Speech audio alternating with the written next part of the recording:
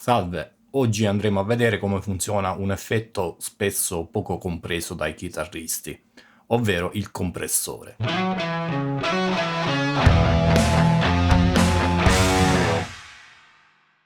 Prima di addentrarci nelle impostazioni disponibili sui nostri Fractal, voglio spiegarvi brevemente come funziona un compressore, così capiremo meglio anche a cosa servono quei parametri che possiamo regolare. Quello che fa un compressore è sostanzialmente diminuire la dinamica del segnale. E diminuire la dinamica significa che praticamente la differenza tra i segnali più forti e quelli più deboli si riduce. E il rapporto di questa riduzione è quello che si chiama appunto rapporto di compressione o ratio. Questa compressione però non viene applicata solitamente all'intero segnale, ma soltanto a quello che oltrepassa una certa soglia di decibel. E quindi questo rapporto di compressione va applicato appunto soltanto a quella parte che oltrepassa questa soglia. Se ad esempio abbiamo appunto un segnale che oltrepassa questa soglia di 6 decibel e un rapporto di compressione di 2:1, quel segnale che originariamente appunto oltrepassava di 6 decibel la soglia, all'uscita invece sarà solo 3 decibel più alto. Appunto il rapporto è 2:1 e quindi sostanzialmente 6 diviso 2 fa 3 decibel. Però diciamo che questa è un po' una semplificazione, in quanto esistono diversi tipi di compressori e tanti metodi diversi per ottenere questa compressione. Quindi andiamo a vedere nel dettaglio come funziona un compressore e quali sono questi diversi tipi.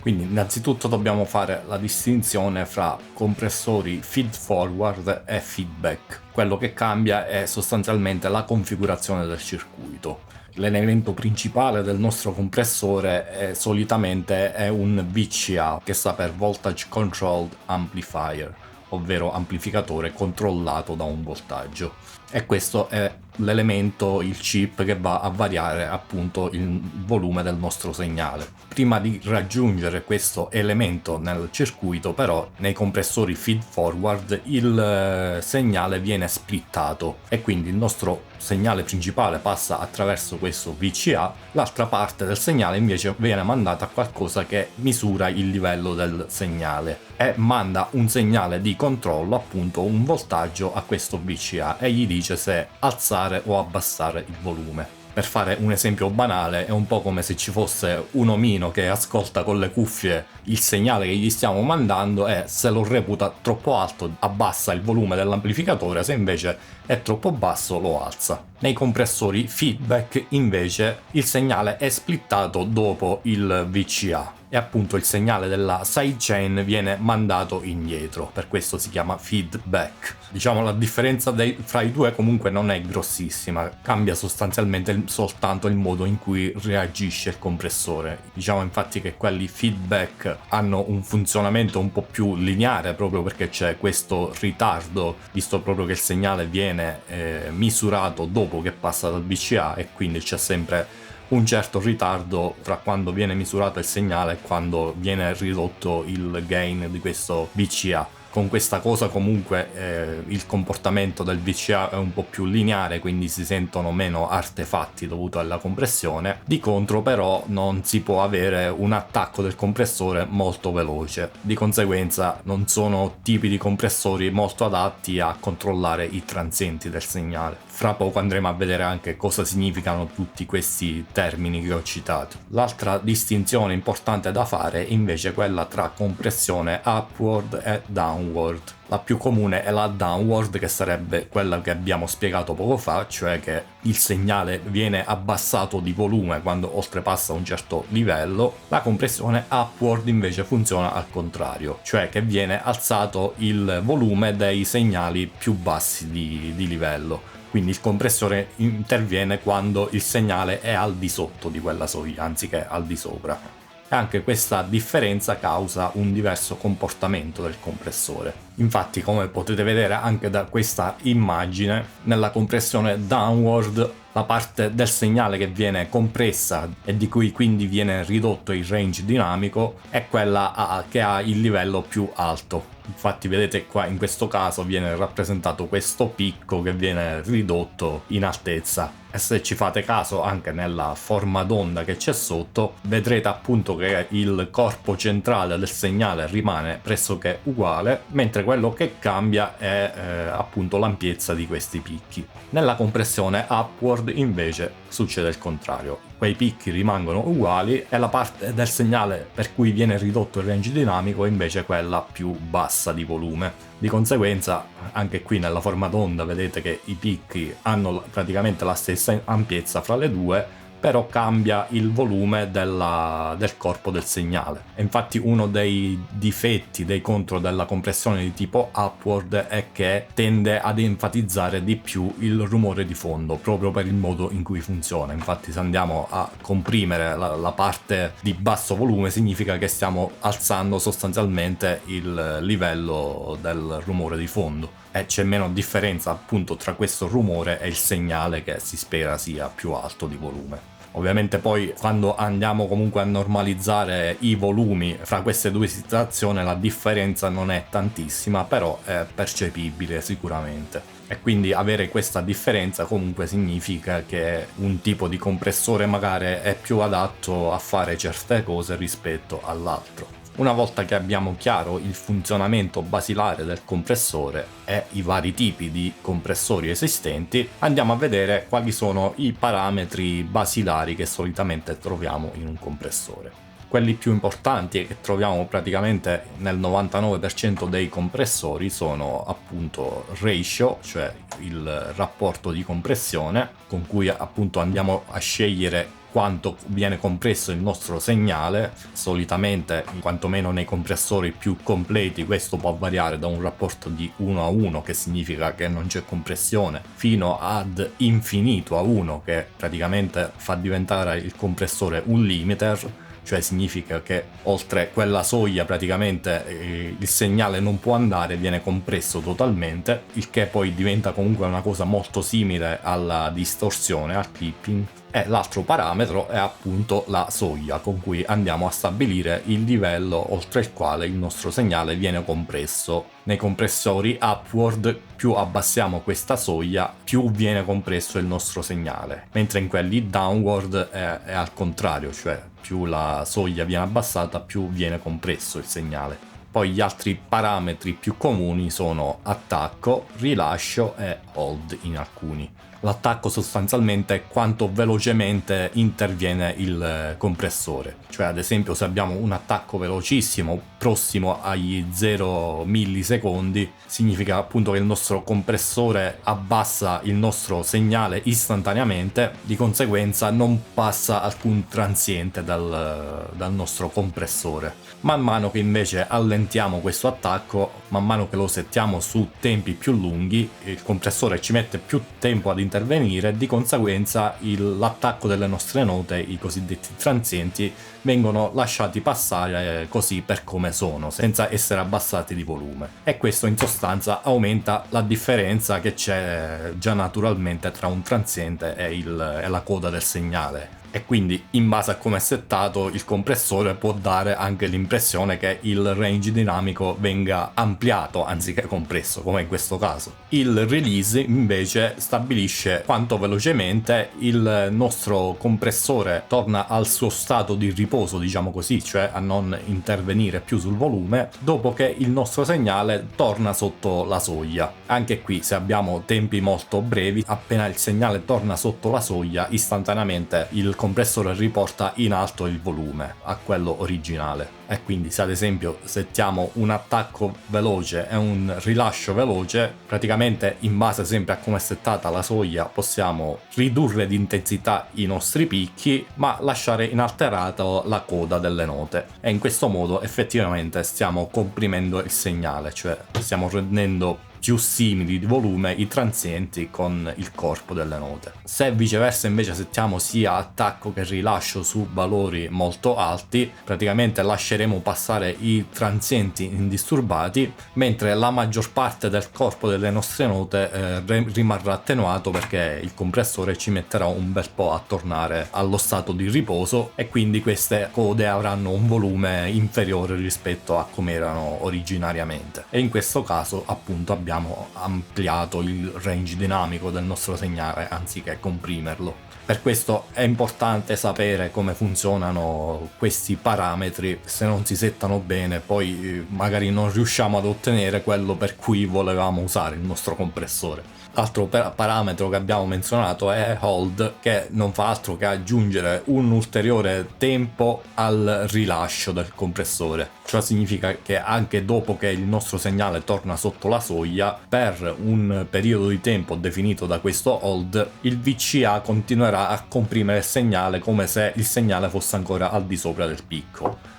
Poi appena scade questo tempo impostato dall'hold, comincia il rilascio graduale, che poi è definito invece dal release. Allora, spero che questa spiegazione sia stata abbastanza chiara, quindi adesso andiamo a vedere come funziona nella pratica il nostro compressore e anche quali altre opzioni ci dà Fractal in questo blocco. Ok, allora, innanzitutto vediamo che Fractal ci mette a disposizione diversi tipi di compressore. Analog compressor e sustainer, che sono dei compressori da studio, e la differenza tra questi due è appunto il tipo di compressione, nel senso che l'analog compressor è un compressore di tipo downward, mentre l'analog sustainer è l'equivalente però di tipo upward. Vedete che anche in altri modelli c'è questa distinzione tra compressor e sustainer, e per tutti vale la stessa cosa. La versione sustainer è sempre la versione upward. La chiamano sustainer proprio perché questo tipo di compressione, visto che agisce sulla parte bassa del segnale, tende ad enfatizzare il sustain, a scapito però, come abbiamo detto, del rumore di fondo. La differenza con gli altri tipi poi riguarda anche il circuito di compressione e l'elemento attorno al quale è costruito. Gli analog e gli studio sono sostanzialmente quelli di cui abbiamo parlato finora, cioè quelli basati su VCA. Poi abbiamo gli optical, che anziché avere il VCA hanno un optocoupler e quindi reagiscono in modo un po' diverso al segnale. Addirittura in questi vediamo che possiamo andare a sostituire il tipo di optocoupler che è presente nel circuito, e quindi abbiamo uno al tungsteno, uno basato sui LED e un altro è l'E-foil, che in questo momento non ricordo cosa sia. Ok, sono andato a cercarlo e sta per foglio elettroluminescente, non sapevo nemmeno dell'esistenza di questo tipo di componenti. Comunque, poi abbiamo il JFET compressor, che è appunto un compressore basato sui JFET, cioè dei transistor. Tube compressor basato su un compressore valvolare, e poi troviamo anche alcuni compressori che replicano un po' i classici pedalini per la chitarra, in questo caso pedal compressor 1 e pedal compressor 2 e Dynamicomp, che sarebbe l'MXR Dynacomp. E infine gli ultimi due sono il Compander, che in realtà non è un vero e proprio compressore, ma è un circuito formato da un compressore e un expander. L'expander sostanzialmente sarebbe l'esatto opposto del compressore, cioè qualcosa che aumenta il range dinamico del segnale. Sostanzialmente un noise gate è un expander. Praticamente questo circuito chiamato Compander veniva spesso utilizzato in molte apparecchiature analogiche quando c'era bisogno di ridurre i rumori in situazioni in cui il range dinamico era limitato, ad esempio quando si registrava su nastro oppure per le trasmissioni radio. Lo troviamo ancora tutt'oggi nei sistemi wireless analogici, quelli UHF, e la peculiarità di questo sistema è che quando è settato per bene, cioè quando compressore e expander si comportano esattamente allo stesso modo, questo circuito risulta trasparente, perché diciamo la compressione che viene aggiunta all'inizio poi viene recuperata totalmente dall'expander. Quando invece non sono sintonizzati bene, diciamo così, questi due circuiti, viene alterata la risposta ai transienti di questo sistema. Questo effetto in sostanza replica questa cosa. Compander, che tra l'altro troviamo anche nel blocco delay, perché spesso appunto in molti delay è implementata la stessa cosa. Comunque vedremo e sentiremo tra poco come funziona. Il Dynamics Processor invece è una combinazione di compressore ed expander in un singolo blocco. Praticamente col controllo Dynamics, quando lo settiamo su valori positivi, questo blocco funziona come un expander, su valori negativi invece funziona come un compressore.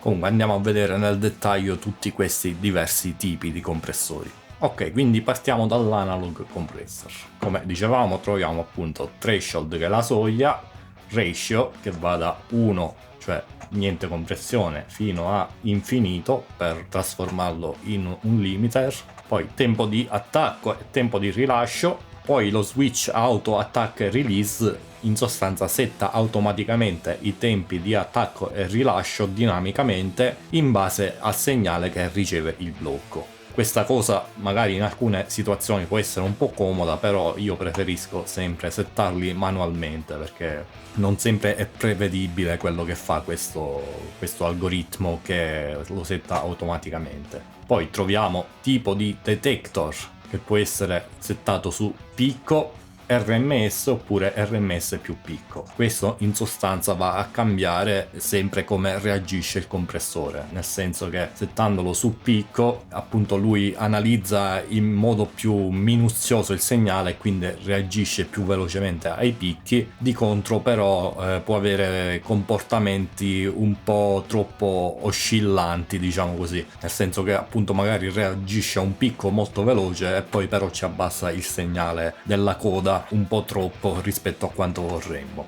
RMS invece misura la media del segnale anziché campione per campione, di conseguenza il comportamento del compressore è un po' più liscio, a meno sbalzi di volume. RMS più peak invece è una via di mezzo tra le due. Poi il look ahead serve per ritardare di qualche millisecondo il segnale, in modo che se ad esempio vogliamo comprimere totalmente i picchi e non ci basta il valore minimo del tempo di attacco del compressore, possiamo appunto andare a ritardare il segnale che passa attraverso il compressore e di conseguenza riuscirà a tagliare totalmente tutti i picchi, quindi ad intervenire ancora prima che il segnale passi dal VCA virtuale, diciamo così.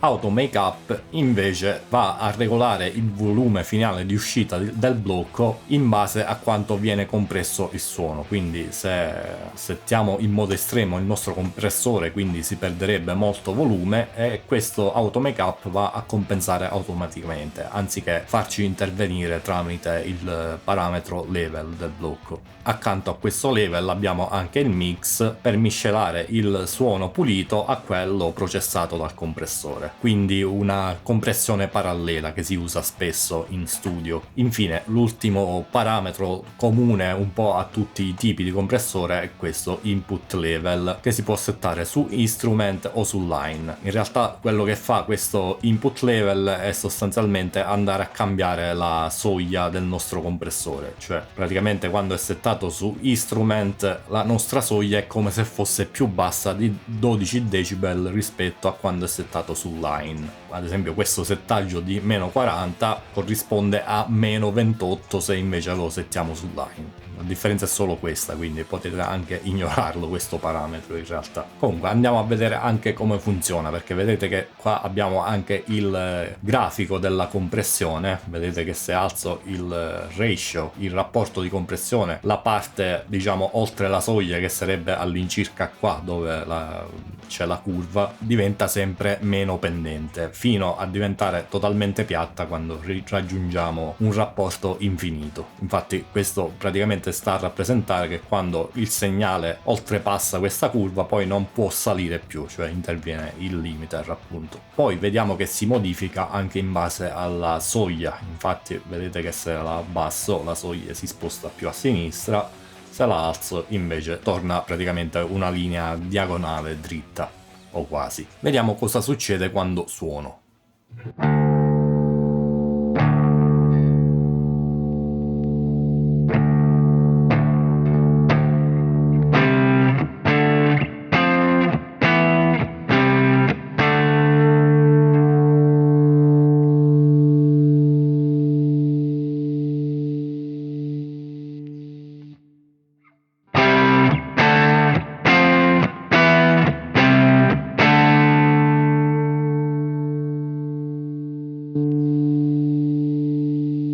Allora, vedete intanto che c'è il pallino che si muove, che indica dove siamo come livello col nostro segnale, e anche questa barra, questo view meter, ci dice la riduzione di gain che viene impartita dal compressore. Come vedete arriva ed oltrepassa i meno 20 decibel, cioè significa che il compressore sta riducendo di 20 decibel il mio segnale in quel momento. E se disattivo questo auto make up ve ne rendete conto più facilmente.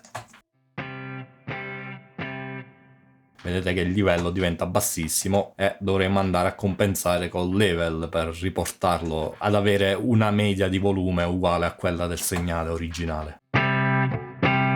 Spero abbiate sentito anche la differenza quando ho bypassato il blocco. Infatti ve lo faccio risentire, ascoltate che quando il compressore è attivo, non importa quanto forte io picchi col plettro, il segnale rimane all'incirca sempre costante di volume e anche come quantità di distorsione, visto che il compressore è piazzato prima dell'amp. Quando lo spengo invece, quando picchio forte, il segnale si distorce di più e quando decade invece sentite che la coda dura decisamente di meno rispetto a quando il compressore è attivo.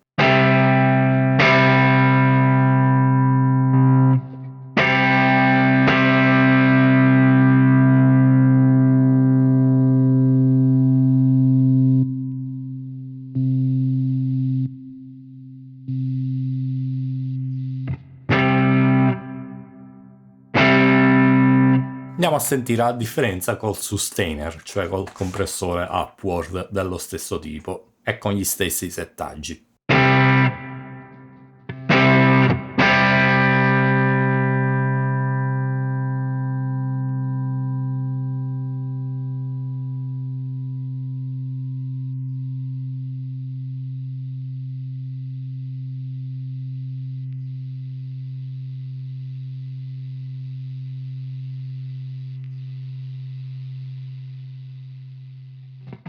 Sentite come sale il rumore di fondo quando la nota va decadendo e in questo caso qua il view meter ci dice di quanto viene alzato infatti il livello e siamo arrivati praticamente a 40 decibel verso la fine. Vi faccio sentire pure un'altra cosa, guardate se stacco il noise gate che succede.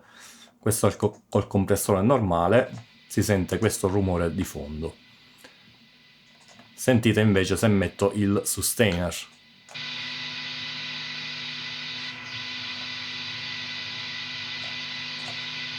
Praticamente si alza tantissimo il rumore di fondo quando non stiamo suonando, proprio perché il livello del segnale è molto basso, cioè corrisponde a quello del rumore, di conseguenza il compressore cerca di alzarlo finché può. Quindi state attenti quando usate questo tipo sustainer perché va sempre bilanciato con un buon settaggio del noise gate, altrimenti veramente impazzite col rumore. Comunque andiamo a vedere pure che parametri troviamo nella pagina sidechain. Come abbiamo visto, il sidechain non è altro che un segnale laterale, diciamo così, rispetto a quello principale, che è quello che viene esaminato dal detector, che cerca di capire appunto a che livello è questo segnale. Essendo due segnali separati però, quindi il sidechain non raggiunge mai l'uscita del compressore, ma serve appunto soltanto per la misurazione, possiamo anche andare a modificare ad esempio l'equalizzazione di questa sidechain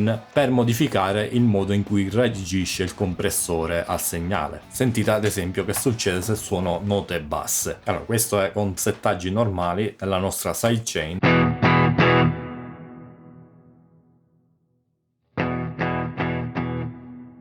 Vedete che così quando boosto le basse nella sidechain in realtà le basse vengono attenuate molto di più, perché appunto il nostro detector misura un segnale più alto rispetto a quello che in realtà passa dal compressore. La stessa cosa avviene con le alte frequenze, ad esempio sentite così.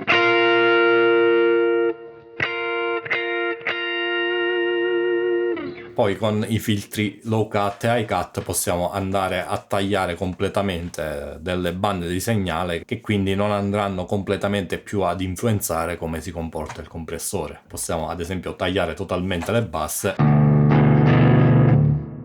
e vedete che il compressore non comprime più completamente quando suono note basse. E poi abbiamo questo parametro sidechain source con cui possiamo andare a cambiare quale segnale riceve la nostra sidechain. Anziché essere uguale a quello che c'è all'ingresso del blocco, cioè così come è settato, possiamo andare a scegliere anche un ingresso diverso, che sia quello della nostra chitarra, se ad esempio vogliamo mandargli proprio il segnale pulito della nostra chitarra e mettere il blocco compressore invece in fondo alla catena, mandargli quello di un'altra fila della griglia o addirittura anche di un altro ingresso. Ad esempio io in questa patch l'input 2 lo uso per il microfono per la voce. Potrei, se voglio, fare in modo che nel momento in cui canto il segnale della mia voce vada a comandare questo compressore, di conseguenza avrò una riduzione di volume sulla chitarra nel momento in cui canto. Magari questa cosa può essere utile nel caso in cui ci siano mix particolarmente affollati, magari avete una band con tanti strumenti, allora vi serve fare spazio per la voce, sta cosa torna utilissima. Infatti questo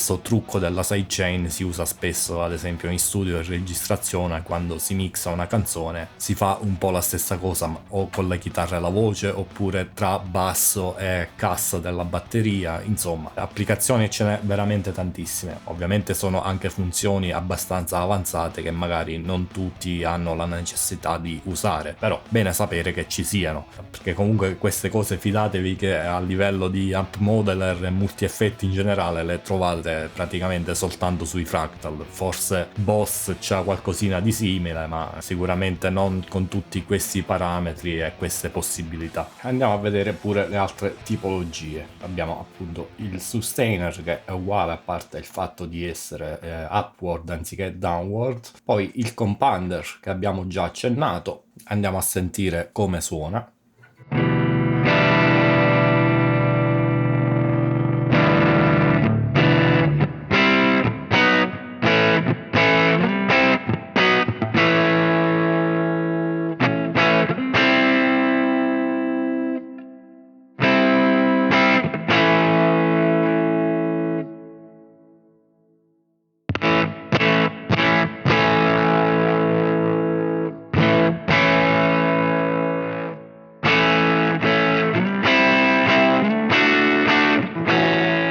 Allora, come vedete, finché tengo il parametro transient a 0, non ha quasi nessun effetto sul suono, proprio perché il compressore e l'expander presenti nel circuito sono all'incirca bilanciati. Col parametro transient invece andiamo a variare il rapporto tra l'attacco del compressore e quello dell'expander. Con valori negativi quello dell'expander sarà più lento rispetto a quello del compressore, quindi i transienti verranno ridotti. Viceversa, con valori positivi i transienti verranno enfatizzati perché l'expander entrerà in funzione prima del compressore e quindi enfatizza l'attacco dei transienti, appunto. Ovviamente state attenti perché con settaggi estremi comunque si ha anche una certa distorsione del segnale. Quando ad esempio mettiamo il controllo transient a meno 10,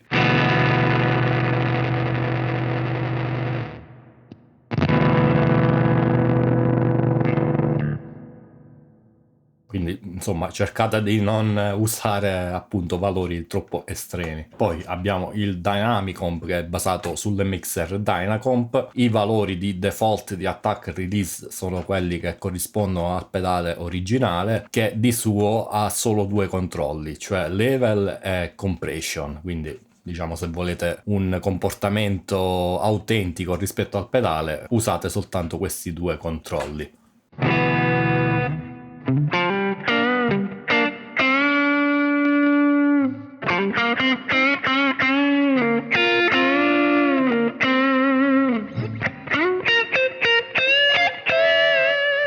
Poi abbiamo il Dynamics Compressor, che come dicevamo può funzionare sia da compressore che da expander. Vediamo come si comporta questo.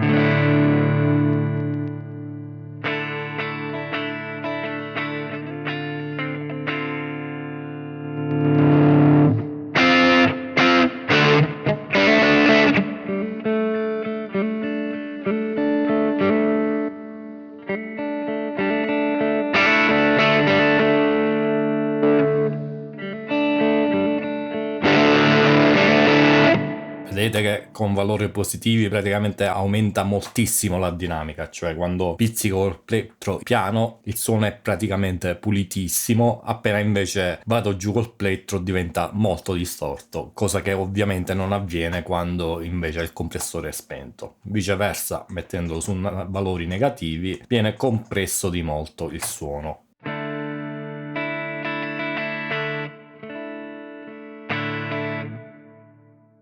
E praticamente non c'è alcuna differenza tra picchiare forte col plettro o suonare pianissimo. Abbiamo il JFET Compressor, che è simile a compressori da studio come l'1176, molto famoso in ambito studio appunto.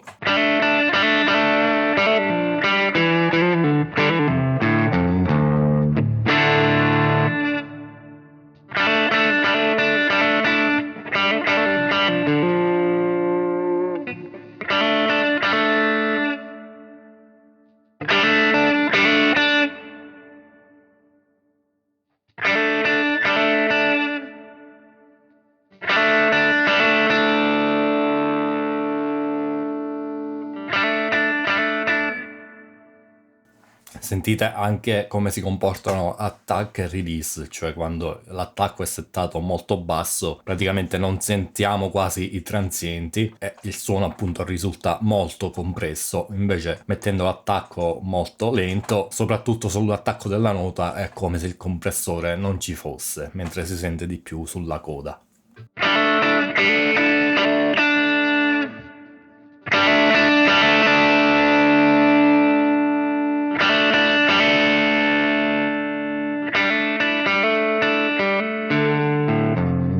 E sentite anche quando aumento il release si abbassa il volume generale di ciò che suono, proprio perché il compressore praticamente sta sempre al massimo della compressione per quel livello, quindi non ritorna mai il gain reduction a zero, cioè ci mette un bel po' per tornare a zero questo view meter, se ci fate caso, guardate.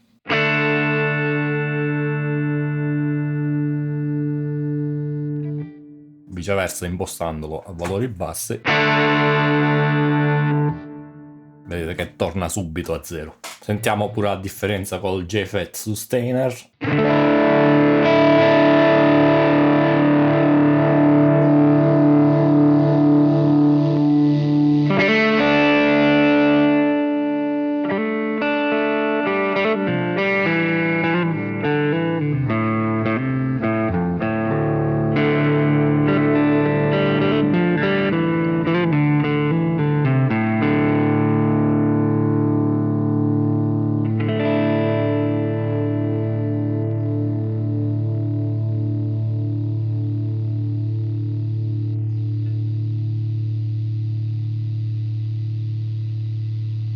Sentite che in effetti funziona molto bene come sustainer, nel senso che tiene la nota veramente molto a lungo, sempre con quel rumore di fondo che poi progressivamente si fa sempre più invadente. Poi l'optical compressor basato su optocoupler come ad esempio il classico LA2A, ma anche tanti altri compressori a pedale, mi viene in mente il Demeter Compulator o il Diamond Compressor. Questo tipo di compressori solitamente è caratterizzato da un attacco molto quaccoso, diciamo così. Andiamo a sentire.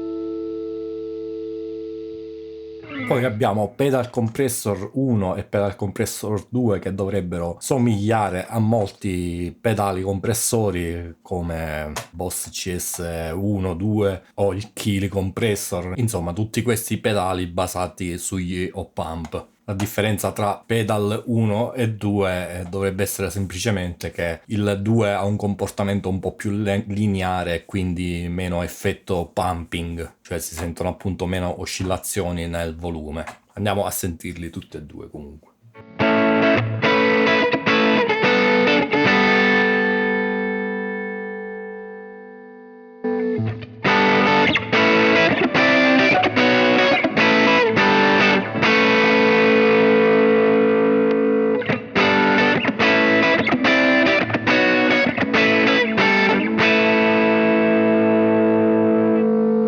In effetti col 2 si sente che il volume resta molto più costante rispetto all'1.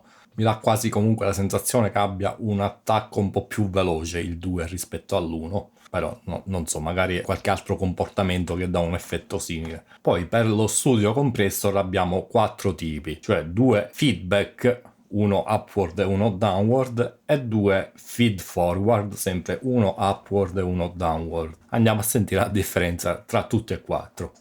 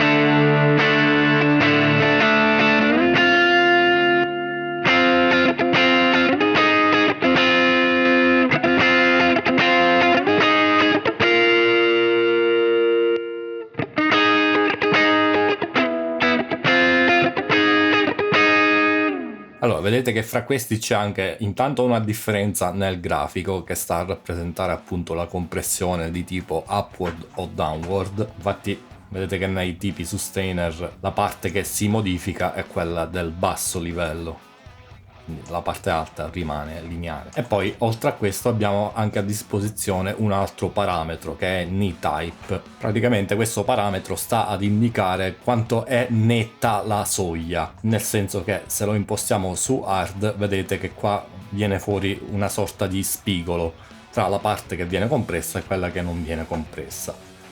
Mettendolo su soft invece questa soglia è come se si allargasse e quindi si passa gradualmente dal segnale compresso a quello non compresso. Quindi diciamo la compressione risulta più morbida. È un po' la stessa differenza che c'è tra soft clipping e hard clipping in sostanza, se avete visto il video in cui ne parlavo, che tra l'altro trovate qui in alto. Infine, l'ultima tipologia che abbiamo a disposizione è il compressore valvolare, tube compressor. È fondamentalmente lo stesso dello studio compressor, con la differenza che questo appunto ha una valvola come circuito di amplificazione al posto del VCA in sostanza. E questo tipo di compressore introduce ovviamente più calore e più distorsione al suono rispetto a quello più clinico basato sui VCA, il che ovviamente in alcune situazioni può anche essere un difetto, ma quando si tratta di colorare il suono, come spesso vogliamo sulla nostra chitarra, aggiungere il calore di una valvola sicuramente aiuta a migliorare il suono. Sentiamo la differenza con lo studio compressor.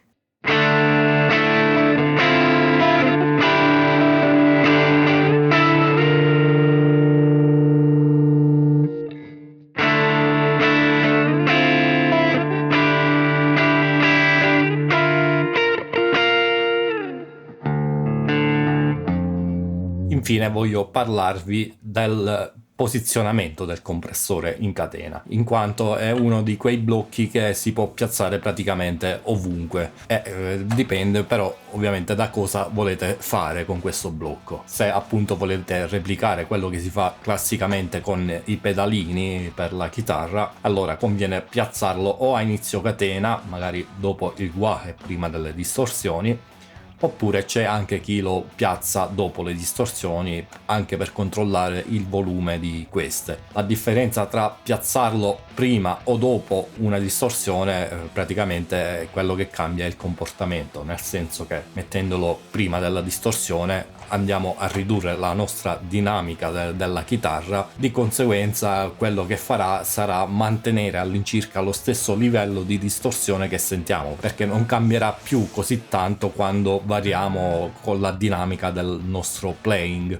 Di conseguenza suonare pianissimo o fortissimo avrà sempre all'incirca la stessa quantità di distorsione. Mettendolo dopo la distorsione invece i nostri blocchi drive continueranno a sentire la dinamica del nostro playing e quindi possiamo variare il gain con la pennata o col volume della chitarra. Il compressore invece si occuperà sostanzialmente di tenere bilanciati i volumi. E stessa cosa infine succede piazzandolo dopo l'amp, specialmente se appunto usiamo l'amp per generare la distorsione. Sentite la differenza.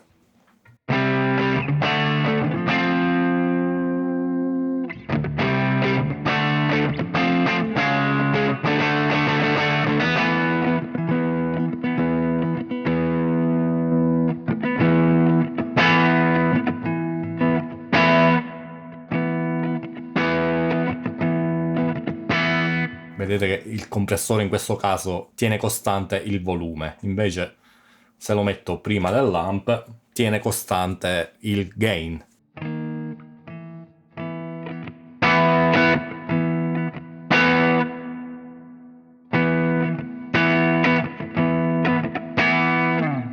Volendo, se vogliamo avere 2 o addirittura 3 compressori, oltre ad usare i blocchi comp che abbiamo a disposizione, possiamo andare ad usare il compressore presente nel blocco amp, che avevamo già visto nel video dedicato al blocco amp, appunto, che trovate sempre in alto a destra. Questo è un compressore semplificato che è piazzato appunto dopo il blocco amp e di conseguenza si comporta come il compressore che abbiamo visto poco fa, messo dopo l'amp. Essendo una versione semplificata, questa non ha la possibilità di regolare attack e release, quindi insomma se volete smanettare con quei parametri sicuramente è meglio usare il blocco comp. Di contro questo ha anche il vantaggio di avere diverse tipologie non presenti nel blocco comp, come ad esempio la modalità feedback, che riduce la dinamica all'uscita dell'amp ma la aumenta all'ingresso, e di conseguenza si ha un effetto particolare che non si potrebbe ottenere con un compressore normale, se non magari usandone 2 con le sidechain invertite, insomma andando a fare un routing abbastanza complesso. Qua invece ce l'avete già pronto semplicemente selezionando questa tipologia.